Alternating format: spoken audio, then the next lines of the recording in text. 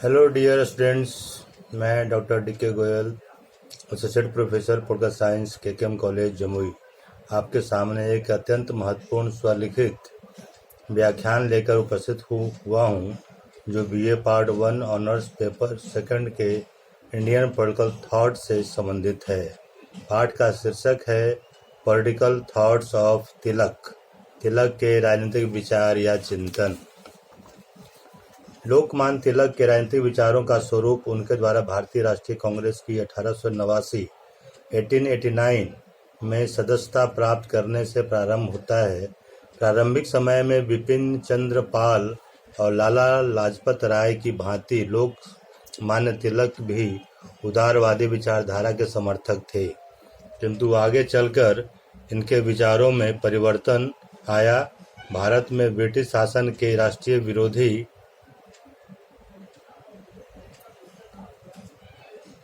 शक्तियों ने इन्हें सदा के लिए उदारवादों से अलग कर दिया। खासकर 1895 के बाद से ये ब्रिटिश शासन के विरुद्ध में उठ खड़े हुए।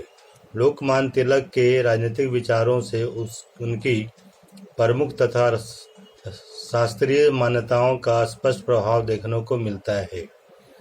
चूँकि परमात्मा ही परम सत्य है और सभी मनुष्य उसी परमात्मा के अंश हैं, इसलिए उन सब में वही स्वतंत्र आध्यात्मिक शक्ति अंतर्निहित है जो परमात्मा में पाई जाती है।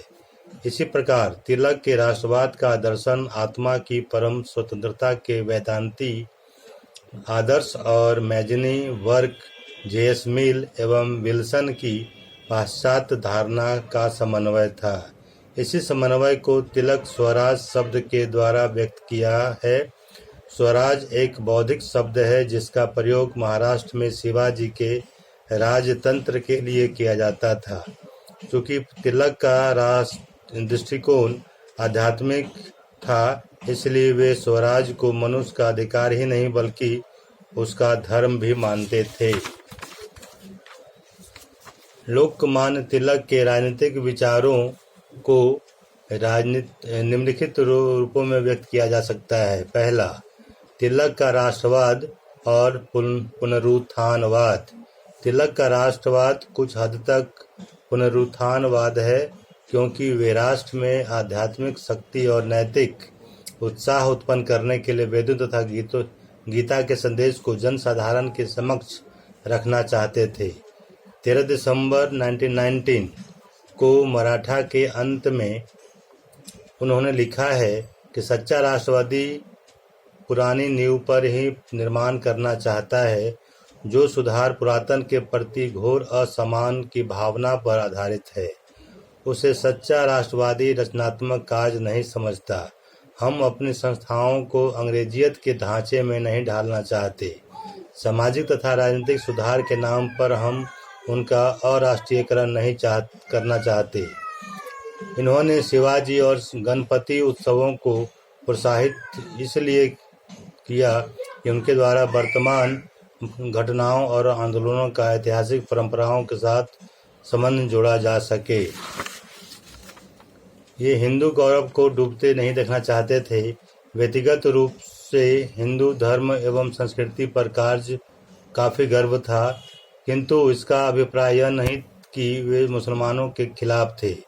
इनकी बुद्धिमत्ता पूर्ण सलाह एवं नरम नीति के कारण ही 1916 का लखनऊ समझौता संपन्न हो सका था।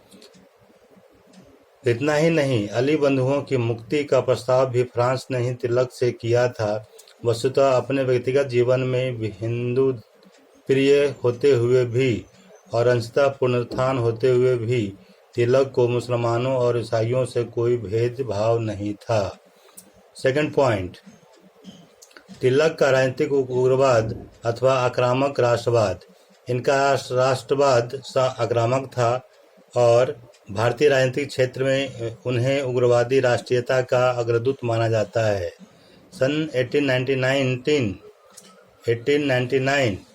1899 से 1904 के बीच तिलक को सक्रिय राजनीतिक आंदोलन को चलाने का आवश्यक अवसर न मिल सका, क्योंकि उस समय उनका अनुयायियों की संख्या कम थी। 1905 में बंगाल विभाजन के अवसर पर उन्हें उग्र राष्ट्रवाद का बिगुल फूंकने का स्वर्ण अवसर मिला। यह उनकी महान सूझबूझ का परिणाम था कि एक प्रादेशिक पूर्ण वितरण के विरुद्ध आंदोलन शीघ्र ही राष्ट्रीय एकता अखिल भारतीय आंदोलन बन गया। इनके प्रयत्नों के फलस्वरूप बंगाल, महाराष्ट्र और अंशतः पंजाब राजनीतिक एकता के बंधन में बंध गए। लाला लाजपत राय, बिपिन चंद्र पाल, अरविंद घोष आदि नेताओं के व्यक्तिगत तथा कार्यकलापों के बंग भंग आंदोलन को एक गिरे हुए राष्ट्र के पुनरुत्थान को एक धर्म युद्ध में परिवर्तन कर दिया। इनकी राजनीतिक प्रतिभा के परिणाम स्वरूप ही बंग भंग विरोधी आंदोलन स्वराज आंदोलन में परिवर्तित होने लगा। स्वदेशी और बहिष्कार स्वतंत्रता संग्राम के स्वदेशी और बहिष्कार हथियारों को लोकप्रिय बनाने में उन्होंने महत्वपूर्ण भूमिका अदा की। स्वदेशी के संदेश को महाराष्ट्र और बरार के कोने कोने तक पहुंचाया। यद्यपि स्वदेशी का आरंभ उदारवादियों ने एक आर्थिक आंदोलन के रूप में किया था, लेकिन उग्रवादियों के हाथों में यह एक राजनीतिक हथियार बन गया। तीसरा, स्वराज की धारणा। लोकमान्य तिलक स्वराज की धारणा को जन जन तक पहुंचाने के लिए एक प्रभावी कार्यक्रम बनाया। 1916 की लखनऊ कांग्रेस में तिलक ने भारतीयों को मंत्र दिया कि स्वराज मेरा जन्मसिद्ध अधिकार है और इसे मैं लेकर रहूंगा। इन्होंने स्वराज को एक राजनीतिक आवश्यकता ही नहीं बताया, अपितु नैतिक आधार पर इसका समर्थन भी किया। इनके अनुसार प्रत्येक व्यक्ति में एक दैवी तत्व विद्यमान होता है, जिसकी अनुभूति के लिए यह आवश्यक है कि स्वधर्म के अनुसार आचरण करने की स्वतंत्रता प्राप्त हो। यह स्वतंत्रता स्वेच्छाचारिता नहीं है, वरन सजीव स्वतंत्रता है, जिसकी प्राप्ति तभी संभव है जब ऐसी राजनीतिक व्यवस्था की स्थापना हो जिसमें सभी लोग धर्मानुकूल आचरण कर सकें, जो जनता के नैतिक मनोभाव के अनुकूल हों। तिलक के अनुसार उत्तरदायी राजनीतिक व्यवस्था का नाम स्वराज है। इनके अनुसार राष्ट्र की प्रगति का मूल स्वराज में निहित है। इसके अभाव में औद्योगिक प्रगति, राष्ट्र शिक्षा, सामाजिक सुधार आदि कुछ भी संभव नहीं है। स्वराज की धारणा को उन्होंने प्रकृति सिद्धांतों पर आधारित किया।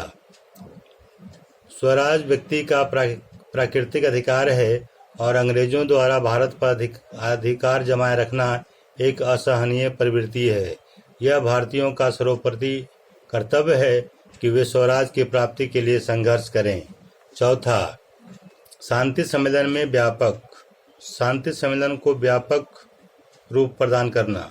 लोकमान्य तिलक ने राजनीतिक यथार्थवाद का अवलंबन लेकर पेरिस के शांति सम्मेलन के अध्यक्ष को स्मारक पत्र देते हुए भारत की भावी अंतर्राष्ट्रीय महत्ता का चित्र प्रस्तुत किया। यह कहा जा सकता है कि यहीं से भारत की वैदेशिक नीति का प्रारंभ हुआ। इस ज्ञापन में कहा गया था कि एशिया की शांति और संपूर्ण विश्व में शांति की दृष्टि से यह नितांत आवश्यक है कि भारत को आंतरिक रूप से स्वशासन प्राप्त होना चाहिए और उसे पूर्व में स्वतंत्रता का गढ़ बनाया जाना चाहिए।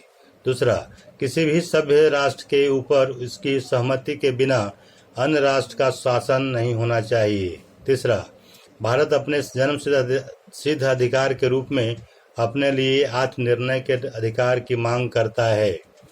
भारत अपने विशाल क्षेत्र का अतुल साधनों और जनसंख्या के बल पर एशिया की प्रमुख शक्ति बनने की न्यायोचित रूप में आकांक्षा कर सकता है।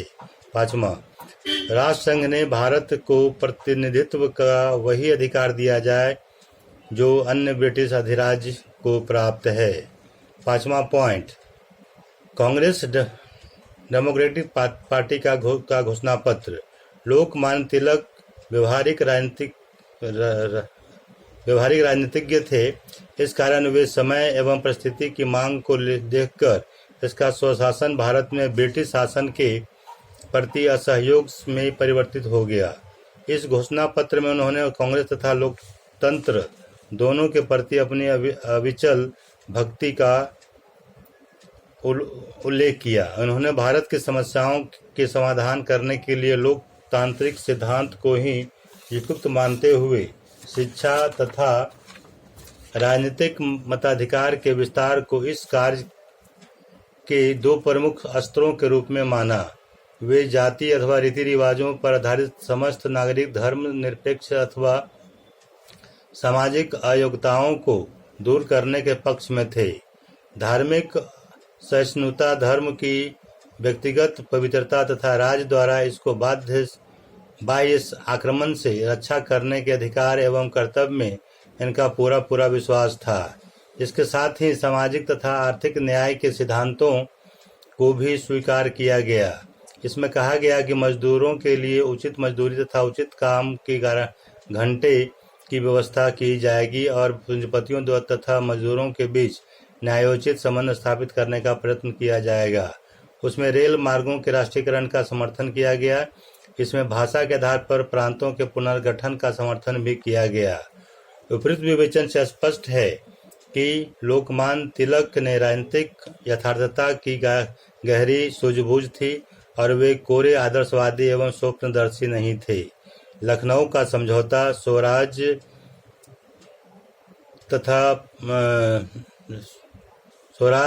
की घोषणा, राजनीतिक उग्रवाद, राष्ट्रवाद तथा पुनरुत्थानवाद